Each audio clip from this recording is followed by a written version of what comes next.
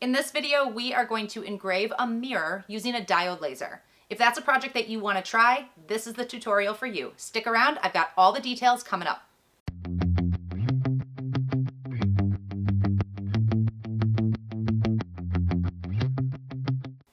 Hey there, I'm Sarah. You are watching Creative Ramblings, and we talk a lot about lasers on this channel. Today, I am going to show you how to engrave a mirror. I am going to be using my xTool S1 40-watt diode laser. This tutorial applies to any diode laser. So whether you have another xTool like the S1, or maybe a Glowforge Aura or a We Create Vision, some kind of a diode laser, these steps are going to work for you. These specific settings are going to be different, so I'm going to show you how to run some tests and find the settings that work best for you. So you've got your diode laser, you've got your machine set up. Next, we want to grab some mirrors. The mirrors that I'm working with today look like this. They are from Dollar Tree. You can engrave almost any kind of mirror, but you always want to get a couple because we want to do some tests on one of them and then create the project on the same type of mirror that you did the test on. Every mirror is a little bit different, and if you test on a Dollar Tree version and then go get something from Amazon and try your project, it's probably not going to work as well. We are going to engrave simple graphic images that do not have any gradients. So this is not a tutorial for engraving a photo. There's a few more steps that you need to work on when you have kind of grayscale images. But this is a great place to start engraving just solid graphics.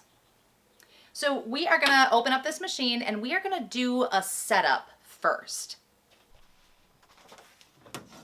So in my S1, I do have the honeycomb base. I use this for almost all projects. You can take it out and use the same process. What we need on top of this is a piece of black paper. This has been used a couple times. We can use it again. You need the black paper because when you engrave a mirror, you can see it actually goes all the way through, and you're going to get some flashback and some damage to both your honeycomb and your base if you don't have something protecting it. So just a piece of, I found black cardstock works just fine. The other thing I found in running my tests is that my mirror needs to be raised up. I'm using some paint sticks. You can use some wood shims or something to just raise your mirror up a little bit off of that black paper. This is the Dollar Tree mirror. It comes with a little plastic frame, so we're going to take that off. I pulled out the screws that were holding this in. I'm just going to pop off the back, and then I can pop out the mirror. The way that most mirrors are made is you have a piece of glass, and then on the back you have some kind of a coating that allows your mirror to be reflective. So what we're going to do is engrave this from the back, and we're going to kind of engrave off this backing so that the clear glass shows through. So when you're doing that, if I put this down and I put this flat against my honeycomb or my base, you could actually just burn right through and then get flashback that comes back and scratches your mirror. So I did a lot of tests, and this is the method that I found works really well. So your mirror is going to end up sitting upside down, and you're just going to have a little bit of gap between your mirror and your paper. So on this particular mirror, I can see there's actually a little edge where the frame was. So I know that there's kind of the frame is going to go here.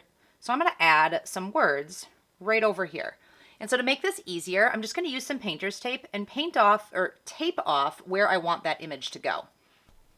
So on the front of the mirror here, this is where the frame goes, and this is kind of where I want my image to stop.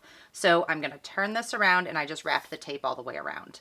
And then I want to cover that bottom area too, so I'm just going to do the same thing. Whatever way works best for you to mark off where you want your piece. So I'm happy with my taped out area here. This is where I want the graphic to go. And now I'm going to place it on my shims. I want to make sure that the laser is not going to hit the wood.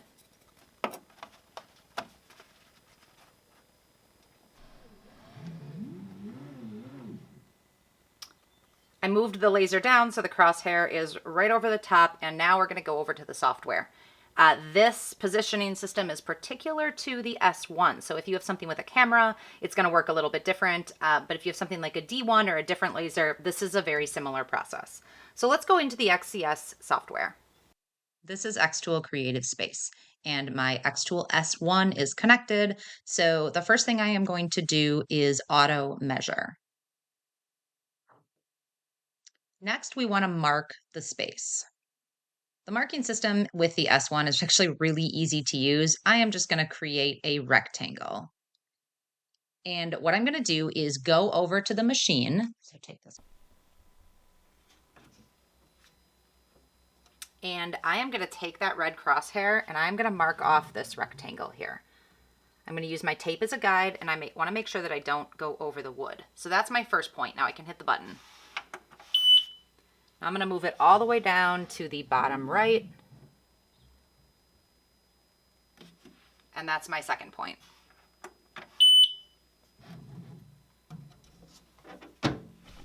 So now over on the screen, I have a box marked.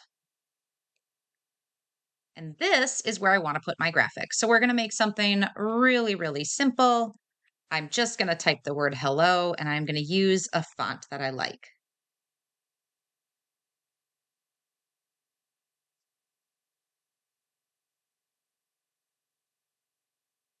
You can do a lot with fonts and graphics directly in XCS without having to create elsewhere.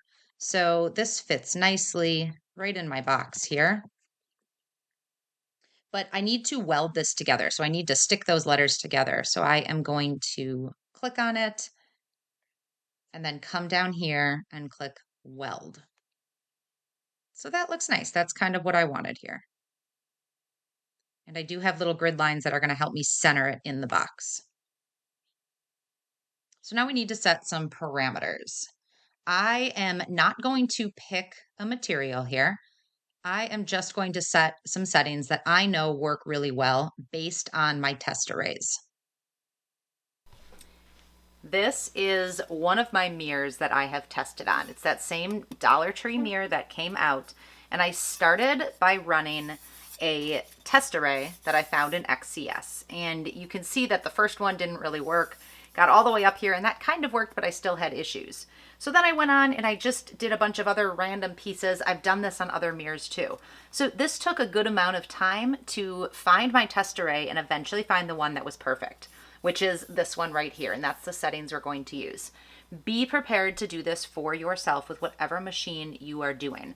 You have to run a test array, otherwise you are going to ruin whatever material you have. Run this and then write those settings down, keep this in someplace safe, and then you can go ahead and run a project that's going to be perfect.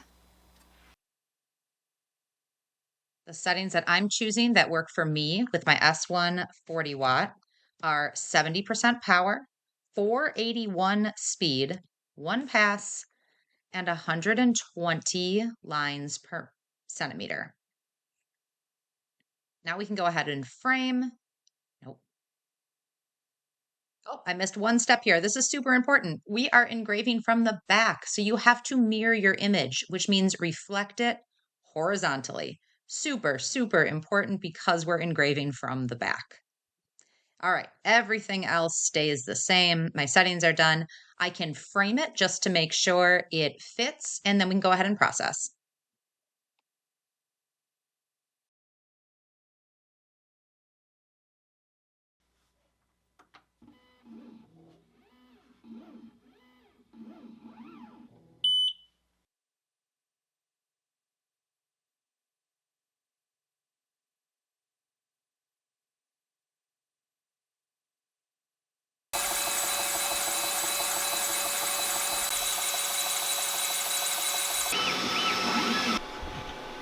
We're done.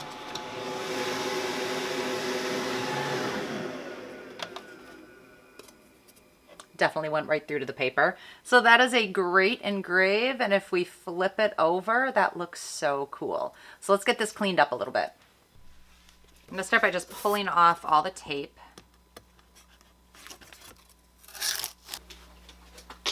And then on the back, I keep a little alcohol in my laser room. This is great for getting any extra oils and debris out.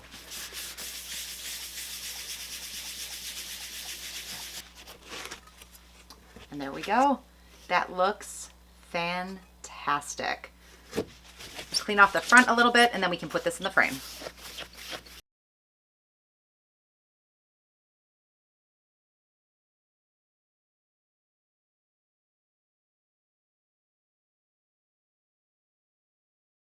So that was a quick tutorial on how to engrave a mirror with a diode laser. Mirrors are incredibly hard to photograph and video, but I think this one turned out really well. If you want to learn more about how to use your laser, specific projects and settings, specifically if you want to learn more about the S1, how I set it up, the table it's on, my air assist system that is hooked up, I have a ton of videos. They're linked down in the description. I hope I can help you learn how to use your laser effectively. If you found this video helpful, give me a thumbs up and consider subscribing. I am here every week with new videos helping you move forward in your creative journey. Thanks so much for watching. We'll see you next time.